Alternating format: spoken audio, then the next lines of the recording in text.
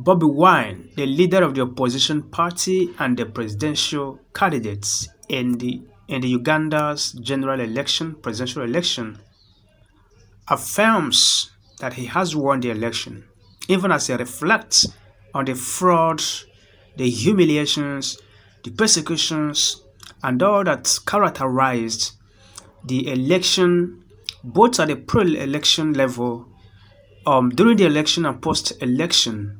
As the final result is being awaited, those things that characterized the election were actually aimed at stifling him and stifling his followers and making sure that he never came close to winning.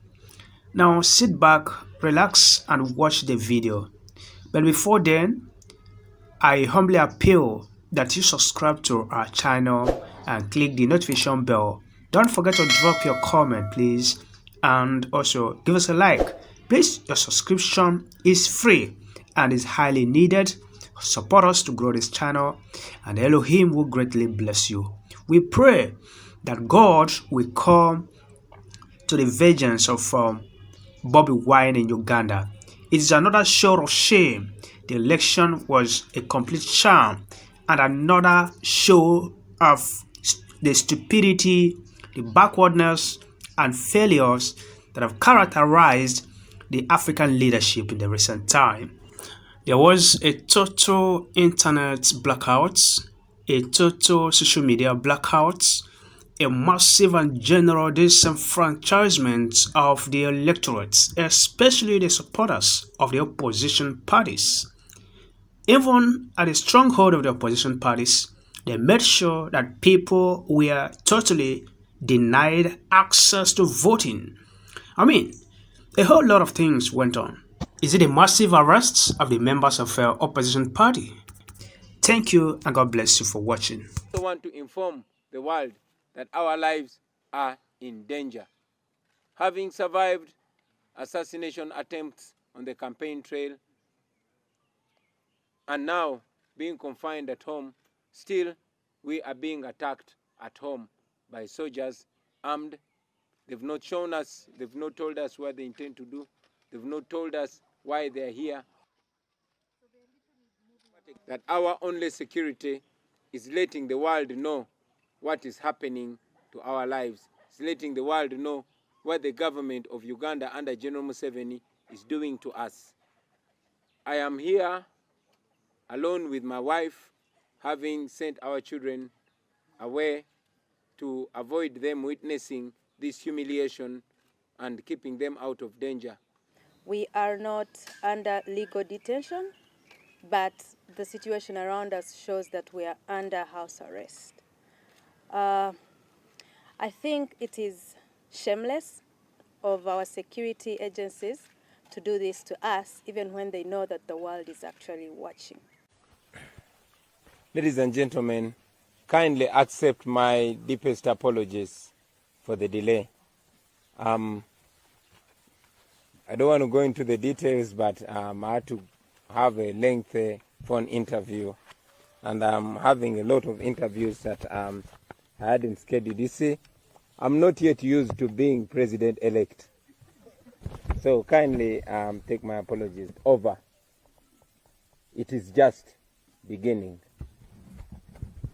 Fellow Ugandans here in Uganda and abroad, I bring greetings to you. First of all, let me take this opportunity to thank all Ugandans for turning up in massive numbers to vote. We saw millions of Ugandans lined up to vote in different areas across the country. It was definitely unprecedented. Thank you very much for accepting our message to turn up in large numbers and vote. Thank you for taking seriously, very seriously, matters pertaining our country, Uganda. I also want to appreciate all the citizens for voting for change. I have no doubt in my mind that the vast majority of you Ugandans voted for change yesterday. It was indeed a protest vote against General Museveni's murderous regime of blood and national shame. Now, General Museveni, aided by Mr. Byabakama, the chairperson of the Electoral Commission, other state institutions, and shamelessly, some media houses are trying yet again to usurp the will of the people of Uganda. The people of Uganda voted massively for change of leadership from a dictatorship to a democratic government. But Mr. Museveni is deliberately trying to paint a picture that he is in the lead.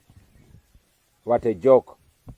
Last night, even before counting was completed in some districts, NBS television started broadcasting results showing that General Museveni was leading by 63%. Following a clear script, they hosted biased individuals and lend credence to the outright broad daylight robbery of the people's victory. I want to remind all the media houses and other corporate companies and citizens that the citizens are watching, and all of you who are participating in this conspiracy to defeat the will and victory of the people of Uganda will certainly face the consequences of your actions. Now, let me first of all remind all Ugandans about the illegal, high-handed actions which Museveni and his regime of blood have undertaken to set stage for the worst rigging this country has ever experienced. Requires us to give an agent of each candidate a copy of that form. It's not an option for the commission, it is a command of the law.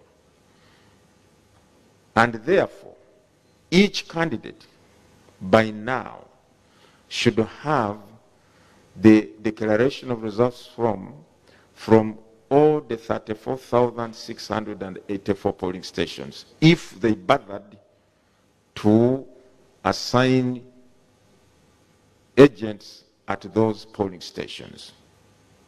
Now, therefore, since Honorable Kyagulanyi is in possession of the 34,684 declaration of results forms, let him show the country in what manner, in what form the results are rigged.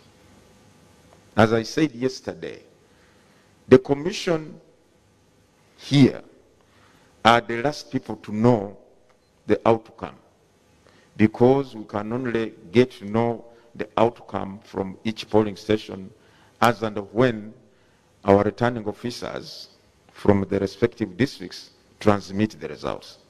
Whereas the candidates are already in possession of the results on account of these DR forms. They already know. For us, we know we can only announce what has been submitted to us. So really, I do not see, well, I do not therefore appreciate the assertion that these results that we are reading out are rigged. At some of them and charged many of them in a military court before remanding them to Chitalia prison. These comrades had already taken on critical roles not only on the campaign trail but also supervisory roles on the election day. As the election drew closer, the regime stripped itself further naked. Their intentions were laid bare for everyone to see.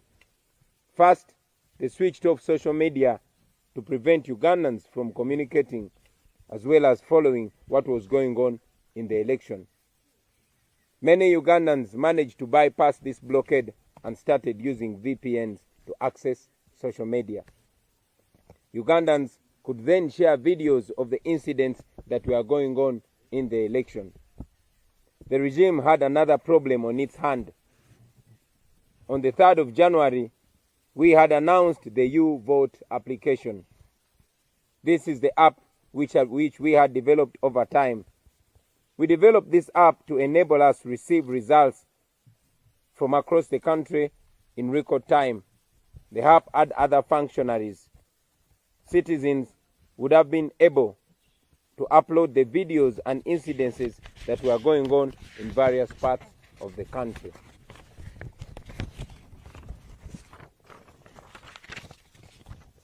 Knowing that this would expose them to the world, the regime, in an unprecedented manner, moved to switch off the internet completely. And they indeed switched off the internet completely. If they had nothing to hide, why keep the citizens in the dark? Why keep the world in the dark? They denied accreditation to election observers, including the European Union and the United States. Museveni knew what he was planning to do. He could not stand an election being observed by independent poll observers. Local media houses were ordered not to report incidences of vote rigging and violence by the military against the citizens.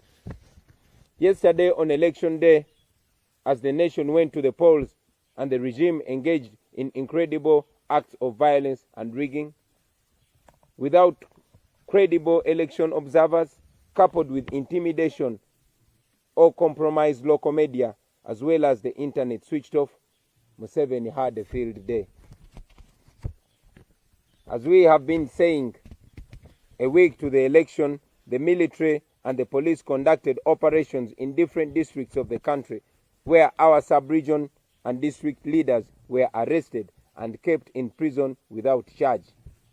Many of them in the districts of Lira, Moroto, Bunyangabo, Bundibujo, and very many others were arrested only to be released yesterday evening after election without any charge. Yesterday in Western Uganda and Northern Uganda, many of our polling agents were arrested and many chased away from polling stations. This happened in various counties and sub-counties of all districts in Western Uganda, as well as areas of Northern Uganda. In Kamwenje, Minister Frank Tumwebaze ordered for the arrest of all our polling agents within the district. In Butaleja, in the eastern region, Minister Irene Muloni ordered the guards to beat up all our polling agents and detain them. Let me make this unequivocally clear. Almost in the entire region of Western Uganda and Northern Uganda, there was actually no voting. We received thousands of calls and messages telling us how the election was a complete sham in those areas.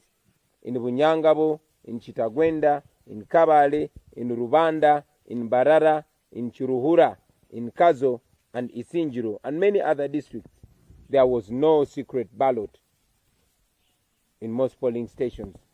The military gave people pre-ticked ballots. They gave them pre-ticked ballot papers.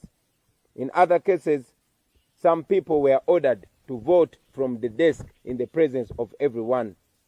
In Kwania, in Bulambuli, in Karenga, and many other places, some ballot boxes were opened and ballot papers were put in there. In several areas of Isinjiro, Kabale, Mbarara, and the districts of Karamoja, people were told that ballot papers for the president had already been ticked. All they had to do was to vote for their members of parliament only. Good enough, some of these irregularities were recorded on video, although in some areas the military confiscated or destroyed the phones and cameras that were being used to record these grave irregularities. We have so much footage to share with the world. We know that the media was ordered not to cover such incidences, particularly the local media. And indeed, in many cases, media practitioners gave us information and evidence because they knew, and they also still know, that such information would not be allowed on radios and TV stations.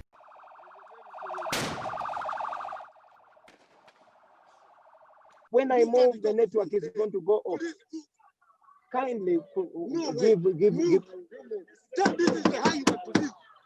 As you can see, this is how I'm being treated by the police.